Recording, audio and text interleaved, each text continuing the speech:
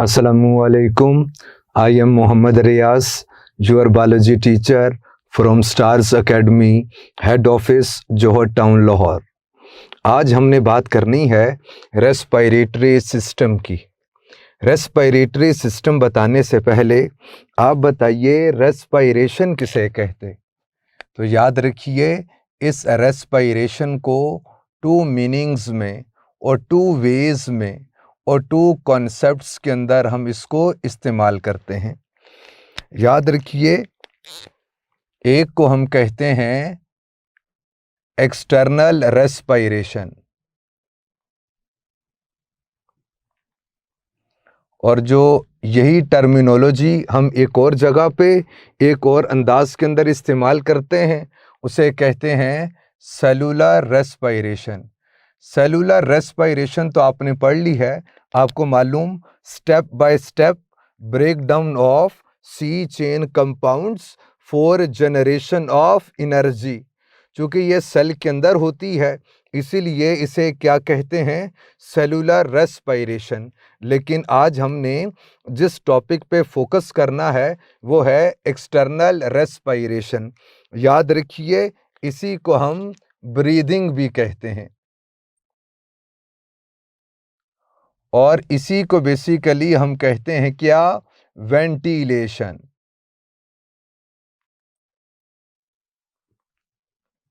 और याद रखना है, इसी को हम कहते ऑर्गेनिज्मिक रेस्पिरेशन। चूँकि ऑर्गेनिज्म और एनवायरनमेंट के बीच में होती है, ऑर्गेनिज्मिक रेस्पिरेशन भी कहते हैं। और इसी को हम लोग सिंपली बोल दिया करते हैं क्या? गैसियस एक्सचेंज भी कहते हैं। अब आपके मन में आएगा कि सर, ये जो एक्सटर्नल रेस्पिरेशन होती है, ब्रीदिंग, वेंटिलेशन, ऑर्गेनिज्मिक रेस्पिरेशन, या जो सिंपली गैसियस एक्सचेंज बोल दिया करते, ये है क्या? तो याद रखिए, it is basically exchange of air between atmosphere and lungs. तो याद रखिए, एटमॉस्फेयर और लंग्स के बीच में, यानी जो इसका बेसिक यूनिट है, आप एयर सैक की बात कीजिए या एल्वियोलस तक, ये जो एयर का आ जाना, इन दोनों के बीच में ये जो एयर का एक्सचेंज होता है, हम कहते हैं exchange of air between atmosphere and lungs, या exchange of gases between atmosphere and lungs is known as external respiration, breathing, ventilation, organismic respiration, gaseous exchange. प्यारे बच्चों, होता इस तरह से है कि एटमॉस्फेयर से एयर कंटेनिंग मोर ऑक्सीजन, इसको इनहेल किया जाएगा, और प्यारे बच्चों, air containing more carbon dioxide, इसे एक्सहेल किया जाएगा। तो ये जो combination of inhalation and exhalation है, इसी को हम ब्रीदिंग कहते। Ventilation, organismic respiration, gaseous exchange, या बोल दीजिए क्या? External respiration. और प्यारे बच्चों, गैसियस एक्सचेंज के लिए जो सिस्टम होता है उसे रेस्पिरेटरी सिस्टम कहते, और ब्लड से ऑनवर्ड जो इन गैसेस को कैरी करे उसे हम ट्रांसपोर्ट सिस्टम कहते। आज हमने फोकस करना है रेस्पिरेटरी सिस्टम पे। तो अपनी आसानी की खातिर हमने रेस्पिरेटरी सिस्टम को टू पार्ट्स में डिवाइड कर दिया। एक को कहते एयर पैसेज वेज, वेज रास्तों को कहते, एयर को कहते पैसेज गुजरने को कहते। तो ये जो हवा के गुजरने के रास्ते हैं, इन्हें हम क्या कहेंगे? एयर पैसेज वेज, जो बेसिकली नॉस्ट्रिल से शुरू होते हैं और जाकर ये एल्वियोलर डक्ट पे एंड हो जाएंगे, फिर लास्ट में एल्वियोलस और ब्लड के बीच में एक्सचेंज हो जाएगा। तो बेसिकली नॉस्ट्रिल से इस एयर को एल्वियोलस तक जो पहुंचाना, वो जिन पाथवे के थ्रू होगा उसे एयर पैसेज वेज कहेंगे। और बेसिकली जो मेन रेस्पिरेटरी ऑर्गन है वो कौन है? वो लंग्स होते हैं। प्यारे बच्चों, 2 इन नंबर थोरेसिक कैविटी के अंदर मौजूद होते हैं। एक राइट लंग होता है, एक लेफ्ट लंग होता है। लेफ्ट साइड पे चूंकि हार्ट भी होता है, इसीलिए हम लोग बोलते हैं कि left lung smaller in size होता है, ओनली 2 लोब्स कंटेनिंग। और अगर आप राइट लंग के हवाले से बात कीजिए तो वो लार्जर होता है और 3 लोब्स कंटेनिंग होता है। अब ये जो लंग्स हैं, ये कोई इम्पोर्टेंट ऑर्गन हैं कि नहीं? तो यकीनन बहुत इम्पोर्टेंट ऑर्गन है। आइए सबसे पहले लंग्स के हवाले से कुछ बातें करते हैं। लंग्स यकीनन इम्पोर्टेंट ऑर्गन हैं, तो इनकी फिर प्रोटेक्शन भी तो होनी चाहिए। अब प्रोटेक्शन के हवाले से बात कीजिए तो प्रोटेक्शन किसके अगेंस्ट रिक्वायर है? तो याद रखिए, एक तो मैकेनिकल डैमेजेस के अगेंस्ट और दूसरा फ्रिक्शनल डैमेजेस के अगेंस्ट प्रोटेक्शन रिक्वायर है। तो प्रोटेक्शन की बात कीजिए तो मैकेनिकल डैमेजेस से प्रोटेक्ट करने के लिए प्यारे बच्चों याद रखिए, इनके पास होते हैं क्या? रिब्स होती हैं, यानी फोर्स से प्रोटेक्ट करने की खातिर, प्रेशर से और मैकेनिकल डैमेजेस से लंग्स को प्रोटेक्ट करने की खातिर इसके अराउंड में रिब्स होती हैं। और प्यारे बच्चों आपको मालूम है कि रिब्स ये वर्टिब्रल कॉलम से लिंक्ड होती हैं डोर्सल साइड से, और वेंट्रल सरफेस के हवाले से बात कीजिए तो स्टर्नम से लिंक्ड होती हैं। इससे बेसिकली एक रिब केज की फॉर्मेशन होती है और ये लंग्स को मैकेनिकल डैमेजेस से प्रोटेक्ट करता है। अब आइए, जो फ्रिक्शनल डैमेजेस हैं उनसे प्रोटेक्शन की खातिर इसके अराउंड में डबल मेम्ब्रेनस कवरिंग होती है, उसे प्ल्यूरा कहते। याद रखिए, प्ल्यूरा की बात कीजिए तो इसकी एटमोलॉजी रिब्स हैं, चूंकि ये एक्सटर्नली लिंक्ड होते हैं किससे? रिब्स से, इसीलिए ये जो लंग्स के अराउंड में डबल मेम्ब्रेनस कवरिंग होती है उसे प्ल्यूरल मेम्ब्रेन कहते। 2 मेम्ब्रेन्स होती हैं, एक आउटर कवरिंग होती है, एक इनर कवरिंग होती है। आउटर कवरिंग को हम लोग कहते हैं क्या? पेराइटल प्ल्यूरा। पेराइटल की एटमोलॉजी वॉल है, तो आउटर मोस्ट वॉल। फिर प्यारे बच्चों जो ऑर्गन्स के साथ यानी इस लंग्स के साथ टाइटली अटैच्ड होती है और यूं महसूस होता है कि ये लंग्स की आउटर मोस्ट कवरिंग है, उसे विजरल प्ल्यूरा कहते। विजरा की एटमोलॉजी ही ऑर्गन है, तो जो ऑर्गन के बिल्कुल साथ में लिंक्ड है उसे क्या कहेंगे?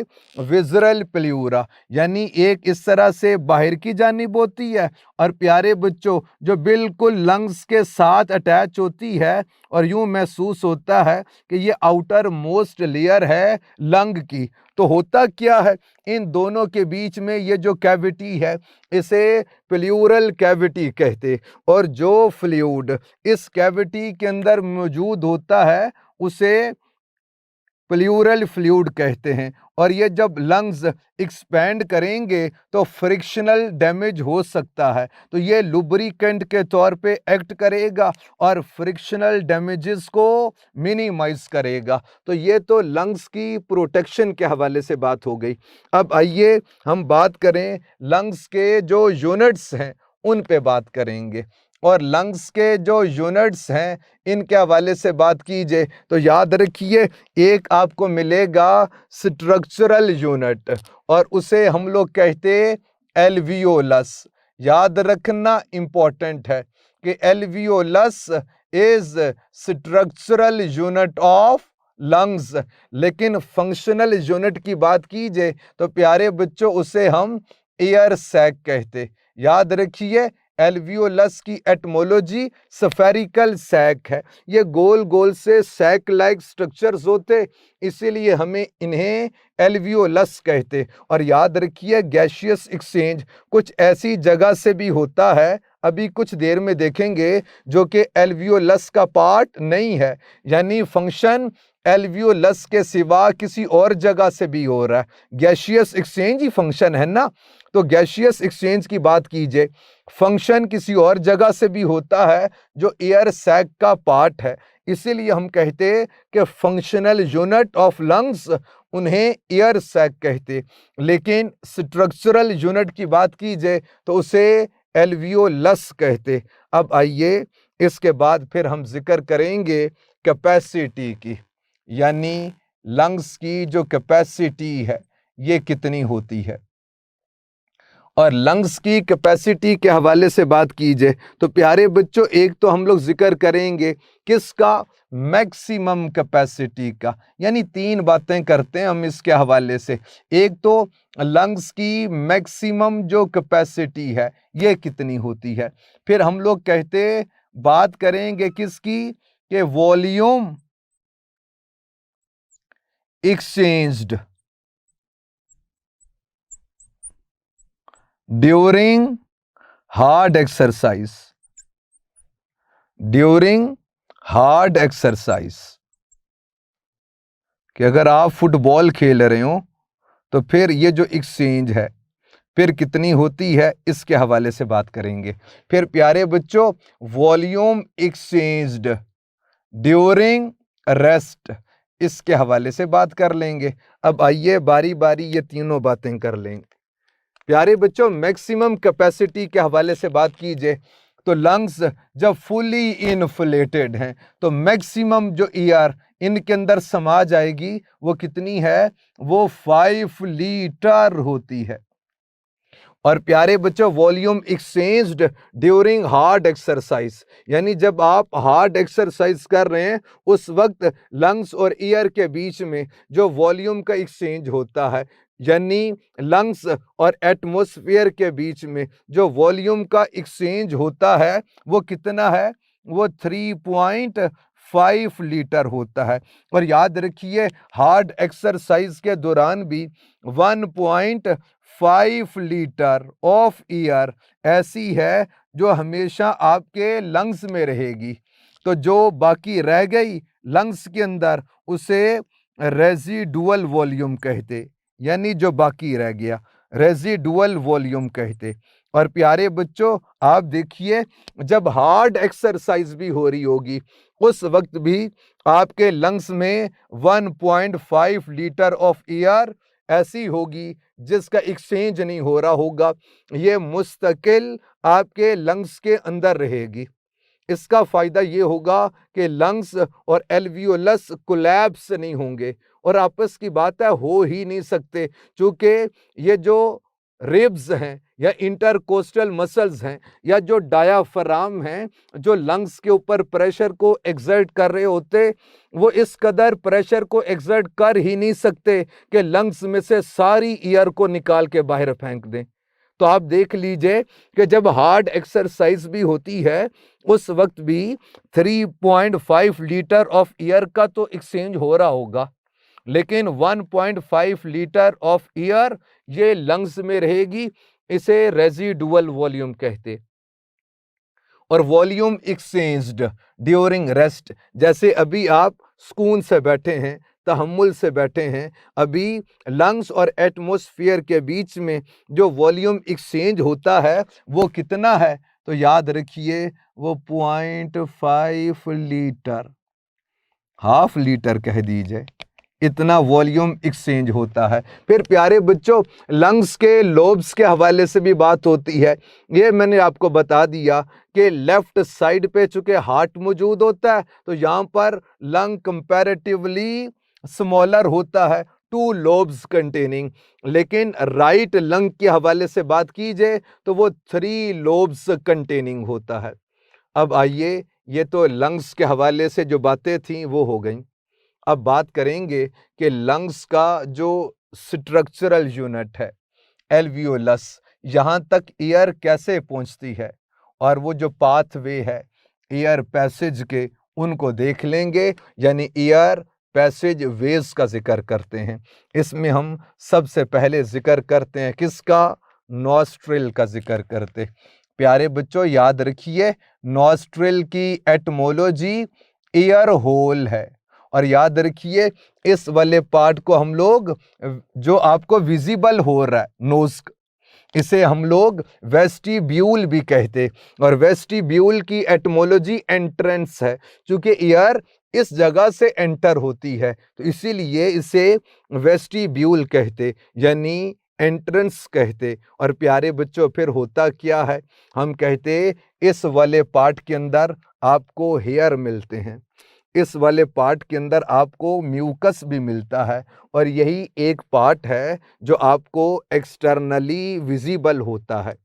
इसके अंदर हेयर मौजूद हैं, म्यूकस मौजूद है। अब हेयर का क्या फंक्शन होगा, तो याद रखिए जो लार्जर डस्ट पार्टिकल्स हैं उनकी फिल्ट्रेशन इसका काम है, और जो स्मॉलर कोई पैथोजन मौजूद हैं यूनिसेलुलर और इस तरह से बात कीजिए, बैक्टीरिया की बात कीजिए, तो वो इस म्यूकस की एटमोलॉजी ही स्लाइमी स्लिपरी है, तो वो इनके साथ आकर स्टिक हो जाया करेंगे, स्लाइमी मटेरियल होता है। तो प्यारे बच्चों पैथोजन इनके साथ आकर स्टिक हो जाएंगे।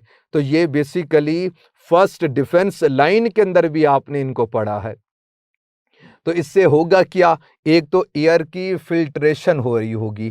फिर दूसरी बात प्यारे बच्चों, चूंकि ये स्मॉलर एयर होल्स हैं, तो इन जो एयर इस नोज के थ्रू एंटर होगी उसका कांटेक्ट होगा सेल्स के साथ, तो सेल्स और फिर यहाँ पर ब्लड वेसल्स भी मौजूद हैं, तो वहाँ से हीट इसके अंदर एंटर होना शुरू हो जाएगी, तो एयर की वार्मिंग होना शुरू हो जाएगी।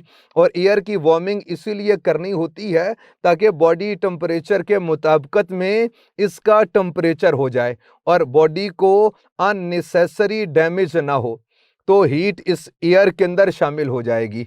फिर प्यारे बच्चों उस वेट म्यूकस की वजह से इसके अंदर मॉइस्चनिंग भी होना शुरू हो जाएगी, ताकि ये जब मूव करे तो मिनिमम डैमेज हो, और एक तो एयर इस मॉइस्चर के अंदर सोलोबिलाइज भी हो जाएंगी और एक्सचेंज इजीली हो जाएगा। यानी इस नॉस्ट्रिल के हवाले से बात की जाए तो प्यारे बच्चों यहाँ पर हेयर मौजूद होते हैं, म्यूकस है, और इसका फंक्शन क्या है, हम कहते फिल्ट्रेशन ऑफ एयर फंक्शन है, मॉइस्चनिंग है, वार्मिंग ऑफ द एयर। कभी सर्दी के मौसम में अगर आपने अपने माउथ से एयर को इनहेल किया हो तो आप दूर तक उस पागल मस्तानी हवा को आते हुए महसूस करते होंगे, क्योंकि बेटे ये लार्ज एक पोर सा है, यानी लार्ज ओपनिंग है, तो इसीलिए बहुत जल्द सेल्स के साथ कांटेक्ट नहीं हो पाता, बॉडी हीट शामिल नहीं हो पाती उसके अंदर। लेकिन ये नॉस्ट्रिल्स के हवाले से बात कीजिए, ये स्मॉलर ओपनिंग्स होती हैं और आगे जाकर देखेंगे मजीद स्मॉलर पाथवे के अंदर डिवाइड हो जाएगी, ताकि मैक्सिमम कांटेक्ट रहे एयर का सेल्स के साथ और बॉडी हीट उसमें शामिल हो जाए, फिल्ट्रेशन हो जाए, मॉइस्चनिंग हो जाए। ये नॉस्ट्रिल की बात थी। और याद रखिए बोन और कार्टिलेज इस वाले पार्ट की शेप को मेंटेन करते हैं। नॉस्ट्रिल के बाद जो पाथवे हम पढ़ेंगे और वो एक्सटर्नली विजिबल नहीं होता, हमारे बच्चे ऐसे मासूम हैं वो नॉस्ट्रिल को, ये जो शुरू वाला पार्ट जो विजिबल होता है इसी को समझ रहे होते हैं क्या, नेजल कैविटीज। तो प्यारे बच्चों याद रखिए नेजल कैविटीज ये नॉस्ट्रिल के बाद आती हैं, जो एक्सटर्नली विजिबल नहीं होती हैं, और कितनी नंबर में होती हैं, हम कहते हैं 2 इन नंबर।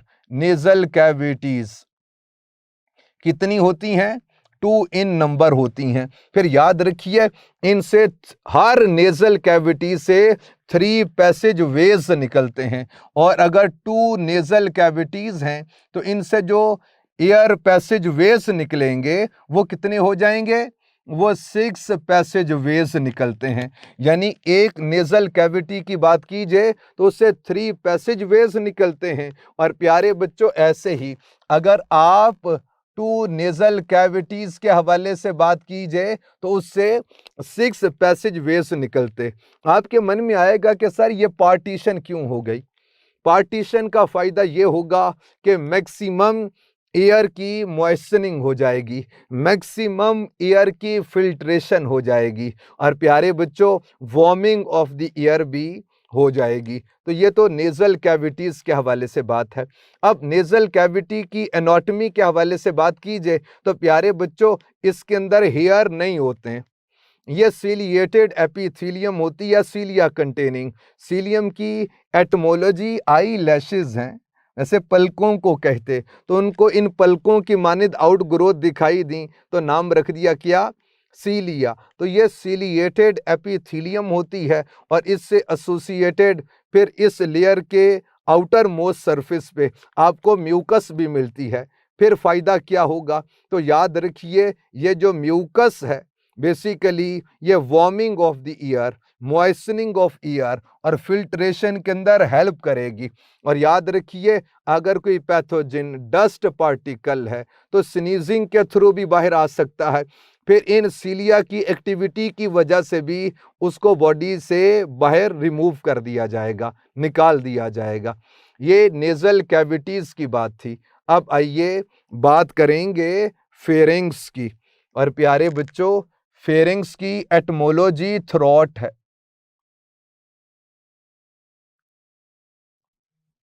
फेरिंग्स की एटमोलॉजी थ्रोट है। याद रखिए नोज के बिहाइंड भी ये डक्ट होती है, फिर बेटे ओरल कैविटी के बिहाइंड भी ये डक्ट होती है, और फिर अगर आप बात कीजिए इस लेरिंग्स के अराउंड के अंदर भी बाहर की जानिब भी आपको फेरिंग्स मिलती है।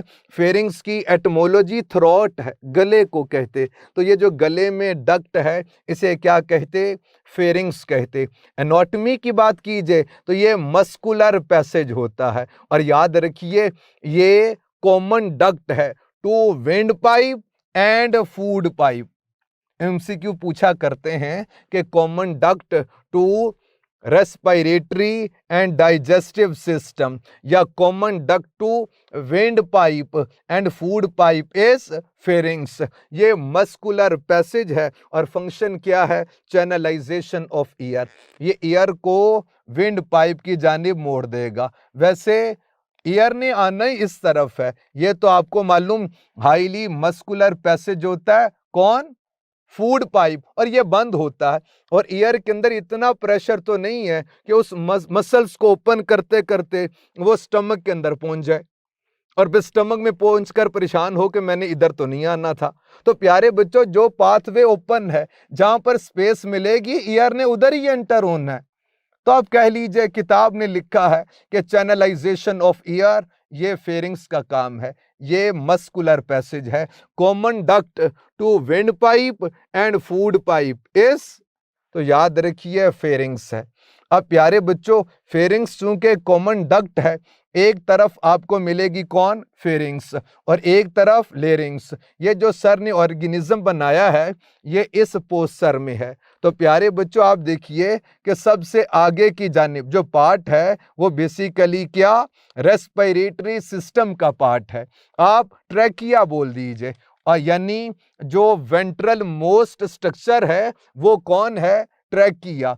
और इसके डोर्सल पे, ट्रैकिया के डोर्सल पे आपको एसोफिगस मिलती है, और एसोफिगस के बिहाइंड आपको कौन मिलता है, तो याद रखिए हम लोग जिक्र करते हैं किसका, वर्टिब्रल कॉलम का। तो प्यारे बच्चों जो यानी ये जो वेंट्रल सरफेस पे और वेंट्रल मोस्ट बॉडी आपको मिलती है वो कौन है, ट्रैकिया है। और इस ट्रैकिया के डोर्सल सरफेस पे आपको कौन मिलता है, एसोफिगस मिलती है। या यूं भी बोल सकते हैं कि एसोफिगस के वेंट्रल सरफेस पे, वेंट्रल साइड पे आपको कौन मिलता है, ट्रैकिया, विंड पाइप मिलता है। अब आइए जो इस विंड पाइप का जो पहला कंपोनेंट या इसका जो अपर पार्ट है उसके हवाले से बात करेंगे। और प्यारे बच्चों बात आपको बतानी है लेरिंग्स की। लेरिंग्स के बाद फिर हम जिक्र करेंगे किसका, ट्रैकिया का। ट्रैकिया के बाद फिर बात होगी किसकी, ब्रोंकाई की। फिर उसके बाद हम बात करेंगे ब्रोंकियूल्स की। ब्रोंकियूल्स के बाद फिर हम जिक्र करेंगे किसका, एल्वियोलर डक्ट का। और ये जो एल्वियोलर डक्ट है ये फिर ओपन हो जाएगी किस में, एल्वियोलस के अंदर। तो प्यारे बच्चों याद रखना pharynx, larynx, trachea, bronchi, bronchioles, इन सब की etymology, origin of the term है विंड पाइप। ये तो इस लफ्ज का जो ओरिजिन है एटमोलॉजी बता दी, लेकिन known as wind pipe trachea बोलेंगे। अब आइए लेरिंग्स की बात करते हैं। तो याद रखिए इस ट्रैकिया का जो अपर पार्ट है उसे हम लोग बोलते हैं क्या, लेरिंग्स। और लेरिंग्स की बात कीजिए तो प्यारे बच्चों ये कार्टिलेजिनस बॉक्स होता है और इसकी जो ओपनिंग होती है इसे हम लोग बोलते हैं क्या, ग्लॉटिस। और इसके अराउंड में ये जो एक कार्टिलेज का लिड सा है, याद रखिए इसे हम लोग बोलते हैं क्या, एपीग्लॉटिस। क्योंकि ये बेसिकली ग्लॉटिस के ऊपर आता है इसीलिए हम इसे बोल देंगे क्या, एपीग्लॉटिस। याद रखिए जब एयर का एक्सचेंज हो रहा होता है और एयर इन पैसेज वेज के थ्रू मूव कर रही होती है तो ये पाथवे तो ओपन ही रहेगा, लेकिन जब किसी भी मटेरियल को स्वोलो करना होता है तो मैंने बताया इस ट्रैकिया के डोर्सल सरफेस पे आपको एसोफिगस मिलती है। तो ऐसी पॉसिबिलिटी तो है कि ये जो फूड है ये यहाँ से विंड पाइप में एंटर हो जाए, लेकिन याद रखिए ये जो ट्रैकिया के ऊपर यानी लेरिंग्स के ऊपर एपीग्लॉटिस है वो इसको डाइवर्ट कर देगा किसकी तरफ, फेरिंग्स, फेरिंग्स की तरफ नहीं, याद रखिए एसोफिगस की तरफ। बिल फर्जे गलत, ये देखिए अगर ये आपके सर ने विंड पाइप इस तरह से शो कर दी, अब इसके ऊपर ये जो मौजूद है कौन है, ये मौजूद है एपीग्लॉटिस,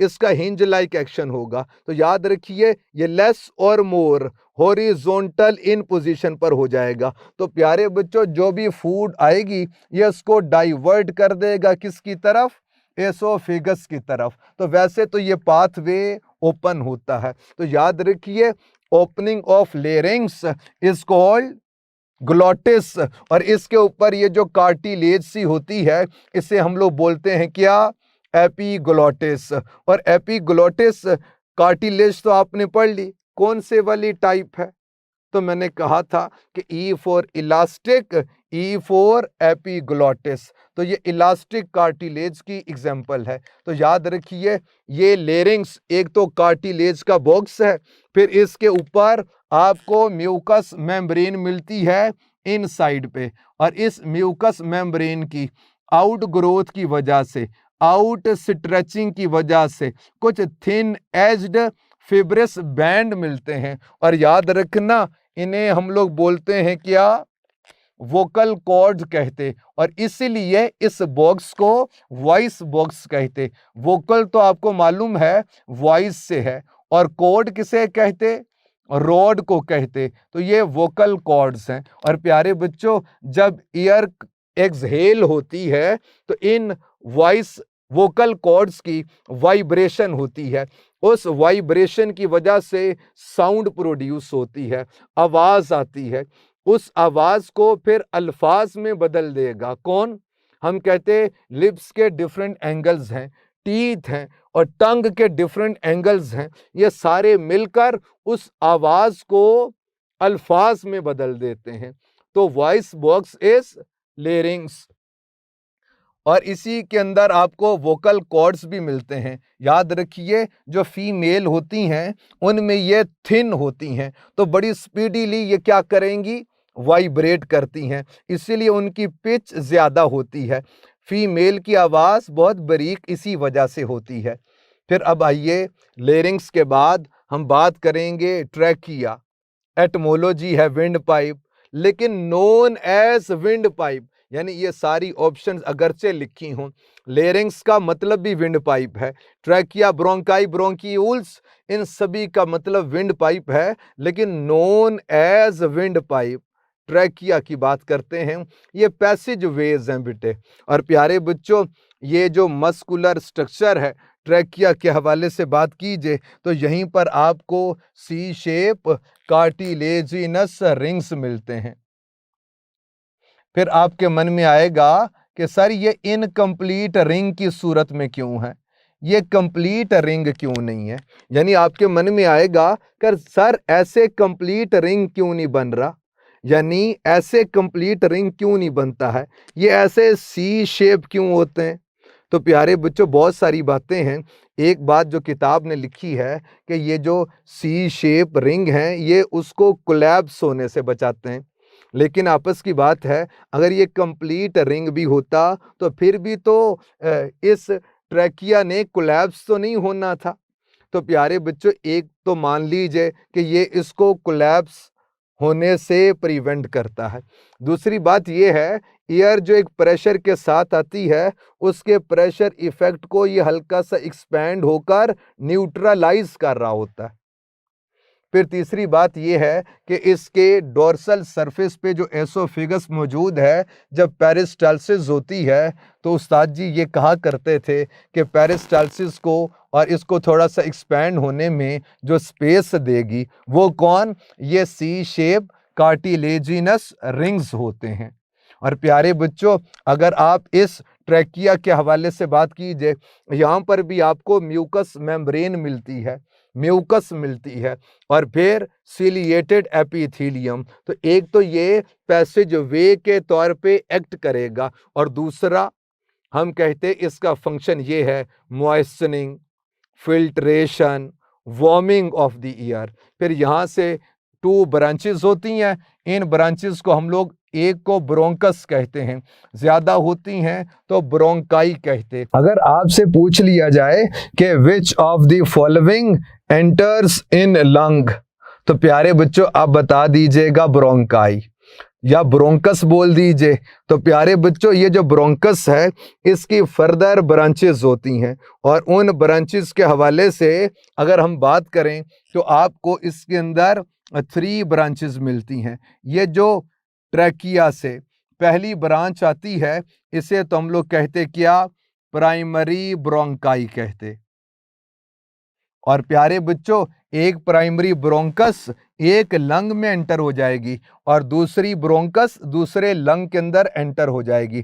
फिर इनसे कुछ ब्रांचेस आती हैं, और ये जो ब्रांचेस हैं, याद रखिए, इन्हें हम कहते सेकेंडरी ब्रोंकाई कहते। फिर इनसे जो फर्दर ब्रांचेस होती हैं, याद रखिए, उन्हें हम कहते क्या? टर्शरी ब्रोंकाई कहते। टर्शरी ब्रोंकाई का फिर आगे से लिंक है किन के साथ? ब्रोंक्यूल्स के साथ। अब ब्रोंकाई के हवाले से बात कीजिए तो आपने यहाँ पर ये 2 बातें बहुत इंपॉर्टेंट हैं, याद रखनी आपने कि यहाँ पर भी आपको सी शेप कार्टिलेजिनस रिंग्स मिलते हैं, लेकिन धीरे धीरे ये रिप्लेस हो जाएंगे इरेगुलरली प्लेस्ड कार्टिलेजिनस प्लेट्स। ये प्लेट्स की सूरत में, फ्लैट स्ट्रक्चर की सूरत के अंदर ये कन्वर्ट होना शुरू हो जाएंगे। अगर आपसे पूछ लिया जाए कि C shape cartilaginous rings are present in, तो आप बता दीजिएगा कि ट्रैकिया के अंदर भी होते हैं और ब्रोंकाई के अंदर भी होते हैं। बकिया स्ट्रक्चर के हवाले से बात कीजिए तो तकरीबन एक सही है, यानी ट्रैकिया भी म्यूकस कंटेनिंग है, ब्रोंकाई भी म्यूकस कंटेनिंग है। फिर ट्रैकिया, ब्रोंकाई, ये दोनों सिलिएटेड एपिथेलियम कंटेनिंग है। ब्रोंकाई का क्या फंक्शन है? एक तो एयर पैसेज वे है, इसने एयर को लंग्स के अंदर लेकर जाना, और फिर उसका जो बेसिक यूनिट है एल्वियोलस तक पहुंचाना, ये उसका काम है। लेकिन उस म्यूकस की वजह से और फिर सिलिएटेड एपिथेलियम की वजह से प्यारे बच्चों होता क्या है? यानी warming of the year, filtration है, और फिर हम लोग जिक्र कर रहे होते वार्मिंग, मॉइस्चनिंग का। और फिर अगर कोई पैथोजन अगर हो भी ट्रैकिया के अंदर या ब्रोंकाई के अंदर, तो वो उस म्यूकस के अंदर ट्रैप हो जाएगा, और फिर सीलियरी बीटिंग की वजह से वो अपवर्ड मूव करेगा, या तो बॉडी से बाहर एक्सपेल कर दिया जाएगा, या उसको लंग्स की तरफ स्वोलो कर दिया जाएगा। और अगर वो पैथोजन म्यूकस को लेकर लंग्स के अंदर एंटर हो जाए, तो लंग्स में नहीं, स्टमक के अंदर एंटर हो जाए, तो स्टमक की जो एसिडिटी है वो उस पैथोजन को मार देगी। तो प्यारे बच्चों, ये फंक्शन और जो स्ट्रक्चर है वो मैंने आपको बता दिया। अब आइए, हमने बात करनी है ब्रोंकियूल्स की। नेम से इंडिकेट होता है, लार्जर डक्ट है उसे ब्रोंकाई कहते हैं, स्मॉलर ब्रोंकियूल्स जैसे animal, animal Kiul, tube, tubule, ऐसे ही स्मॉलर विंड पाइप्स हैं, इन्हें क्या कहते, ब्रोंकियूल्स कहते, मस्कुलर स्ट्रक्चर होते। और फिर प्यारे बच्चों, इनके हवाले से दो बातें बहुत इंपॉर्टेंट कि याद रखना, जब इन ब्रोंकियूल्स का, इन ब्रोंकाई का डायामीटर 1 मिलीमीटर और लेस देन 1 मिलीमीटर हो जाए, फिर हम इसे कहते हैं क्या, ब्रोंकियूल्स। याद रहेगा कि ब्रोंकाई यानी प्राइमरी, सेकेंडरी, टर्शरी की ब्रांचेस जब होती हैं और फिर डायामीटर जब 1 मिलीमीटर और लेस देन 1 मिलीमीटर हो जाए, तो फिर क्या कहेंगे, ब्रोंकियूल्स कहेंगे। और more than 1 millimetre diameter containing कौन है, ब्रोंकाई है, ट्रैकिया है, लेरिंग्स है, सारे हैं। लेकिन 1 मिलीमीटर और less than 1 millimetre diameter containing वो कौन है, ब्रोंक्यूल्स। इसके फर्दर 2 पार्ट्स होते हैं प्यारे बच्चों, एक को हम लोग बोलते हैं टर्मिनल ब्रोंक्यूल्स,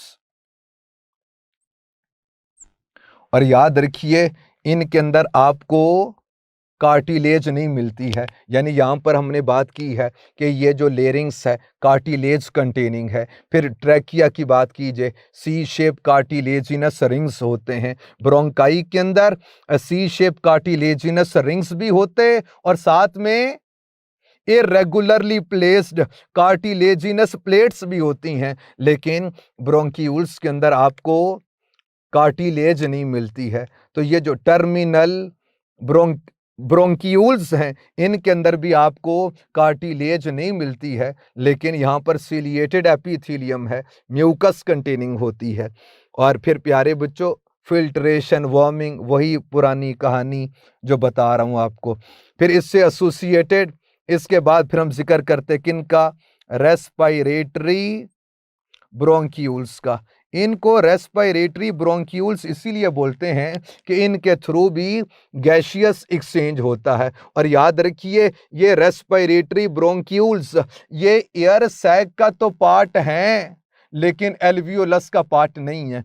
इसीलिए एल्वियोलस को फंक्शनल यूनिट नहीं कहते, एयर सैक को फंक्शनल यूनिट कहते, क्योंकि एयर सैक के अंदर एल्वियोलस भी आ जाएंगे और रेस्पिरेटरी ब्रोंक्यूल्स भी आती हैं। तो याद रखिए, फंक्शनल यूनिट कौन है, एयर सैक है। रेस्पिरेटरी ब्रोंक्यूल से फिर गैसियस एक्सचेंज होता है। फिर इनके डिवाइड होने से जो डक्ट बनती है उसे हम कहते क्या, एल्वियोलार डक्ट। और बेसिकली वो जो एल्वियोलार डक्ट है वो ओपन हो जाती है किस में, एल्वियोलस के अंदर। और याद रखिए, इस एल्वियोलस की मेम्ब्रेन के हवाले से बात कीजिए तो ये 1 सेल थिक होती है और इसके अंदर मौजूद होती हैं कौन, एल्वियोलार डक्ट्स मौजूद होती हैं। और कुछ पार्ट ऐसा जो एल्वियोलस का पार्ट नहीं है, उसे प्यारे बच्चों आप बोल दीजिए क्या, रेस्पिरेटरी ब्रोंक्यूल्स। तो आपने देखा, ये रेस्पिरेटरी ब्रोंक्यूल्स एल्वियोलस का पार्ट नहीं है, फंक्शन यहां से भी हो रहा है। इसीलिए सिर्फ एल्वियोलस को फंक्शनल यूनिट नहीं कहेंगे, इन रेस्पिरेटरी ब्रोंक्यूल से भी फंक्शन होता है, गैसियस एक्सचेंज होता है। इसीलिए एल्वियोलस इज स्ट्रक्चरल यूनिट और एयर सैक को हम क्या कहते, फंक्शनल यूनिट। और फिर प्यारे बच्चों, इस एल्वियोलस के साथ बेतहाशा लिंक्ड होती हैं ब्लड कैपिलरीज, बहुत सारी ब्लड कैपिलरीज की एसोसिएशन किसके साथ, इस एल्वियोलस के साथ, ताकि सरफेस एरिया मैक्सिमम हो जाएगा, मैक्सिमम एक्सचेंज ऑफ एयर हो जाएगी। और याद रखिए, ये जो गैसियस एक्सचेंज है ये हमेशा एक ही प्रोसेस से होता है। जैसे अभी आप सुकून से तहम्मुल से बैठे हैं, इस पागल मस्तानी हवा को किसने कहा कि तू अंदर आ जा, तो प्यारे बच्चों एक ही प्रोसेस है, डिफ्यूजन। पार्शियल प्रेशर का जो डिफरेंस होता है गैसेस का, उसके थ्रू ये सारा प्रोसेस होता है।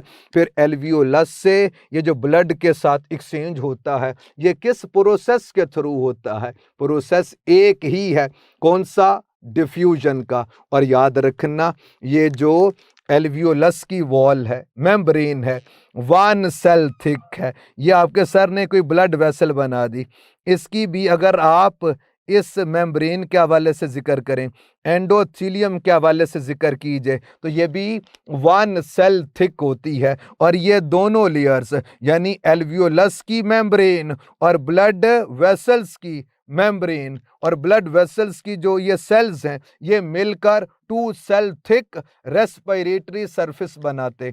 और जितनी ये थिन होती है, रेट ऑफ डिफ्यूजन उस कदर ज़्यादा होगा। यानी अगर एल्वियोलस के अंदर ऑक्सीजन मौजूद है, तो प्यारे बच्चों, ये ऑक्सीजन ब्लड के अंदर एंटर हो जाएगी और इसको 2 सेल्स को क्रॉस करना पड़ता है। और इसी तरह से ब्लड के अंदर जो कार्बन डाइऑक्साइड है, एक तो ब्लड कैपिलरी का सेल है, एक एल्वियोलस का सेल है, तो 2 सेल को क्रॉस करना पड़ता है। तो thickness of respiratory surface is only 2 cell thick. फिर जो एक्सचेंज तो हो जाएगा, फिर ये जो ट्रांसपोर्ट ऑफ गैसेस ये किस तरह से होगी, इस पे फिर बात करेंगे। इसे पढ़ लीजिएगा, कोई बात ना समझ आए पूछ लीजिएगा। अल्लाह हाफिज़।